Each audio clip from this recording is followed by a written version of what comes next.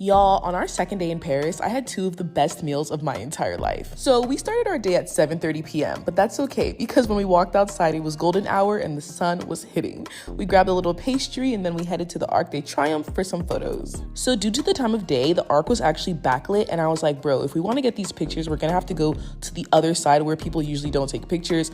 And guys, this was quite risky because when I tell you, we could have gotten pummeled at any second. This was so freaking dangerous, but I feel like we got some good shots. So when I post these pictures on Instagram, y'all better eat them up, okay?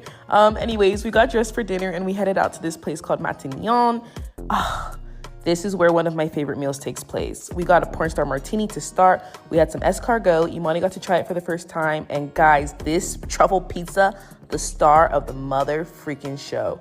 Oh my gosh, I am a big fan of truffle. Wait, hold on. The awkward silence at the table when the waiter starts serving the food is always so freaking funny.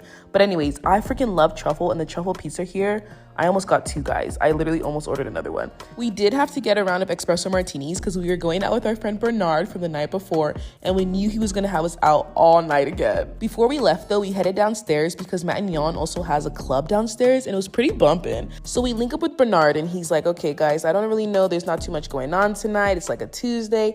And we're like, you just took us out till 8 a.m. on a Monday, so I'm sure something is happening on a Tuesday. We end up at this club. He gets us a section. The music is popping. We're having a time. I was like, this is exactly what we were looking for. The music is good. Everyone's lit. And honestly, I was surprised because everybody leaves Paris in August. Like, all the French go on vacation during this month. So the fact that all these people were even in the club on a Tuesday, like, I was shook. So we're pulling off and I see this guy in this little outfit. And I was like, okay, fashion king. And Bernard's like, oh, that's my homie. We scoop him up and he joins us. And Bernard is like, guys, there's this place that has the best omelets, like the best freaking breakfast. Let's go there. We tried to go to the lounge from the night before, but all of a sudden they didn't want us to eat in there. That's weird. I just had crepes in the club at 7. Whatever. He takes us to this place and they're like, okay, well, we just opened at 7 a.m., but you guys can't sit down to eat till 7:30. And we're like, huh? So we eat some little donuts and wait our 30 minutes. And at 7:30 a.m., they finally let us sit down. And we all order this little like combo thing that comes with fruit, a croissant, orange juice, hot chocolate. And then the omelet that it comes with is the best freaking omelet. Oh my gosh, Bernard was not even gassing it. This was the best breakfast I've had. Y'all, we were sitting there enjoying until me and Imani realized that we literally had to leave to the airport within an hour. So we rush home. We're like, thanks, Bernard. Nice meeting you. And as I'm walking up the stairs at home, I realized we have to bring our luggage downstairs. Parisians do not believe in elevators, and I literally had to grab my overweight luggages, and this is literally how I got my big boy down the stairs. There's no way I was gonna carry this. I should never have gotten a cream luggage because this is literally how I got it down like the 6 flights of stairs. Yeah, I just pushed that baby down. Scratched up and all, but it is what it is because who was about to carry that shit down the spiral staircase? Not me. Anyways, our Uber pulls up and it's time to head to the airport because we are off to Portugal. At this point, it's also giving the Lulu hour because, like, look at this man struggling to get my luggage in the car and Imani's busting a move. Like, girl, get in the car. We head to the airport and it's literally like, what's happening? I'm unavailable. Them know they see me. Like, what's going on? I don't know. So this is where we encountered our first luggage issue. So my luggage was the right size, but obviously like 15 pounds overweight. My carry-on, mind you. Imani's luggage was the perfect weight for a carry-on, but it was too tall. So we both had to pay like $100 to check our carry-ons as well. And then, literally delirious. Why did I leave my luggage in TSA? And I walked all the way in here. Walked halfway through and was like, oh my god, I don't have my luggage. No, because how did I leave my whole luggage? Like, I went through TSA and walked with just my body away. Freaking delirious. Delirium. Anyways, I closed my eyes on that flight, opened them, and we landed in Portugal. And that's day 3. Stay tuned for the rest of this 3-week Europe trip. Hey guys, so here's another fun thing to add to your bucket list if you are ever in Paris. This lunch cruise sails along the Seine River and gives awesome views of Paris. We were on this cruise for about 1.5 hours, and within that time we were offered a 3-course menu with the option of wine or champagne, all for $80. After we checked in and got seated, our waiter came over to us with toasted almonds, bread and butter, and the wine that we selected. They also had photographers that walk around and take your pictures. So that was me doing a quick selfie check before they got to our table. So for the appetizer, I had this duck and chicken thing. I really can't remember what it was called because it was written in French, but I wasn't feeling it at all. Then for the entree, we had this nice salmon and rice, and it was so tasty. And for dessert, we had this mango parfait type thing. That was also written in French. So I couldn't tell you what was in it, but I know it was fruity. So after we enjoyed some more views of the Eiffel Tower, and then we left from there and went on our merry way to the Louvre Museum. The lines wasn't too bad, and it was just $10 to get inside. Now, a little disclaimer, I highly suggest you guys wear comfortable shoes because you are going to be doing a whole lot of walking. The museum is really huge, and we were just about 15 minutes in and we were already annoyed. Between the lines and the crowds, it was just really overwhelming. But as far as the paintings were so beautiful. The artwork was so beautiful, and just learning about French history was pretty cool for me. But I was just ready to see the Mona Lisa and go. So finally we saw her, and it was pretty cool to see something that you always see on TV in person. So yeah.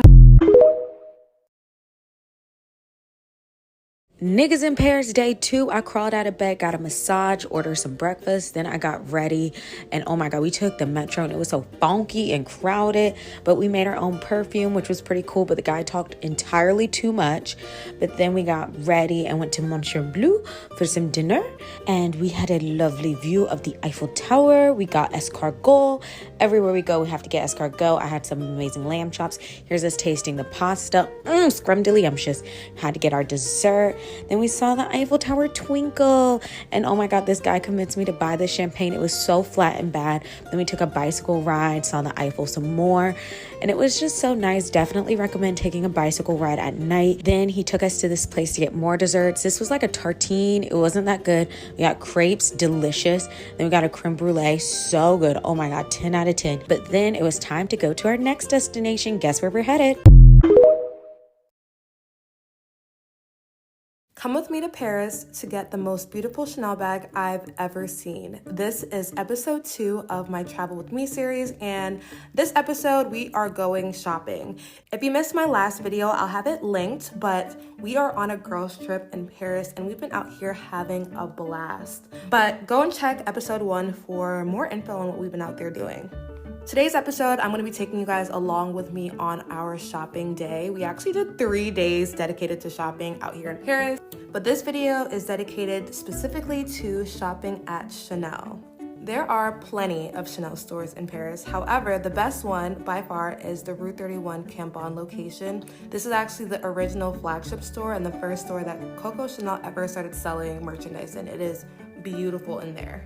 So as I waited for my essay to show me the bags, I got a cappuccino and some champagne. Then they took me to go and look at some jewelry and sunglasses. I already did an unboxing on the sunglasses that I did pick out, and I ended up getting this pair with Chanel written on the side. By the time I was done with that, I was ready to see the available bags.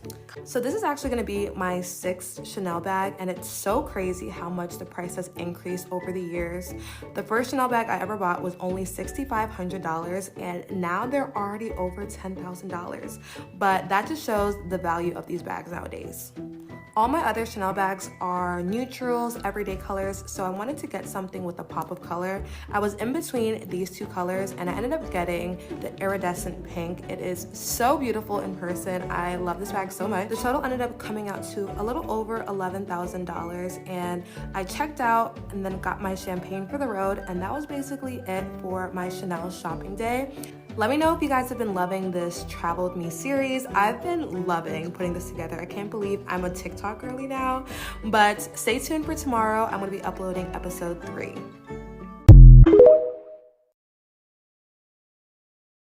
Everyone and their mama seems to be going to Paris this year, so here are my top 6 things to do in Paris. Even if you're only going to be there for a day or two, I highly recommend all of these activities. Number 1 is try out the local Starbucks. I was honestly blown away by all of the amazing options that they had that really differ from what we have in Canada, so make sure to check it out. Number 2, go to a rooftop during the day or night and make sure that it's one where you can see the Eiffel Tower instead of being on the Eiffel Tower. We went to a restaurant called Moon and it was absolutely fantastic. Definitely one of the highlights of my birthday. And y'all, the food was good too, so listen. Number 3, don't skip Champs-Elysees. Although busy, seeing the shops and the stores was so much fun, so I highly recommend.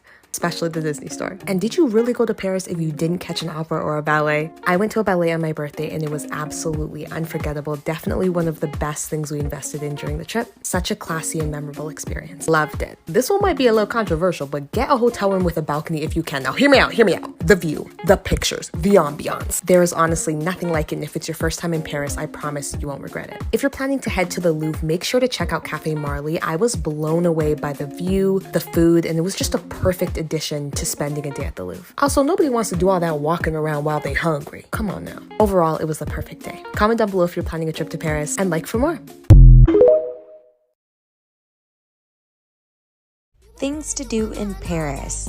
Sitting outside and eating while viewing the Eiffel Tower is a must. What's a vacation without shopping? This show is actually the inspiration for Beyonce's video Partition. Got some partying in. Making your own perfume is a great way to have a souvenir and a memory. This was the best dinner ever. Oh my God. And then biking around Paris at night is just a great way to see the Eiffel.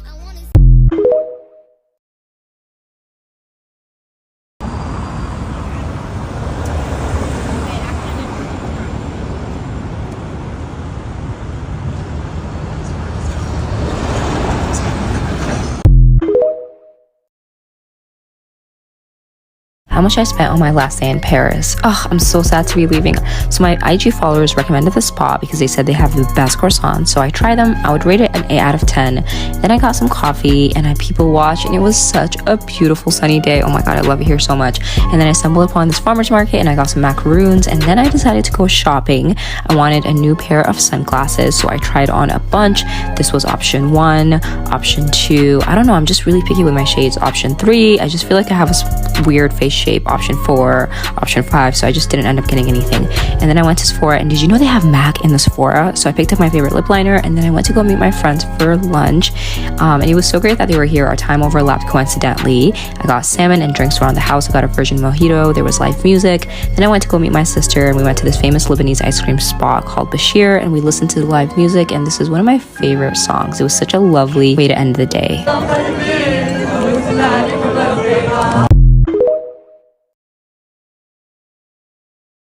Okay, so I'm at Le Louvre right now, and the line is so insane. I really don't feel like waiting, but I saw this TikTok hack on how to beat the line. So let's see if this TikTok hack is true.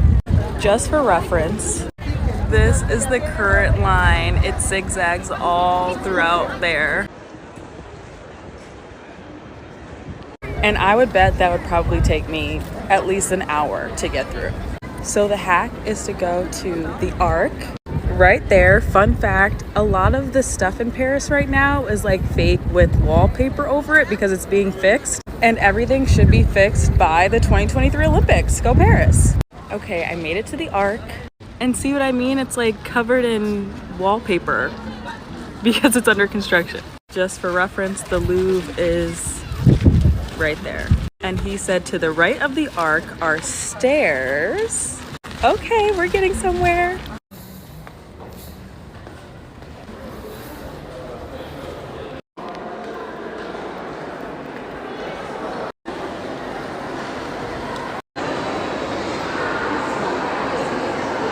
Y'all, I just walked in. There was no line down here. I literally showed my ticket and just walked right in. Wow, I'm shocked. I just walked into the busiest museum in the world with no line. I love TikTok. Hey Booze, it's Bree. If you're planning the trip to Paris, here's what you need to know to make sure you get this beautiful view. The Eiffel Tower automatically lights up once it gets dark, and these sparkles only come on for the first 5 minutes of every top of the hour. By 11:45 p.m., the Eiffel Tower goes completely dark. In the summer months, it doesn't get dark till around 10:30, but they also shift to summer hours in June. Like for more.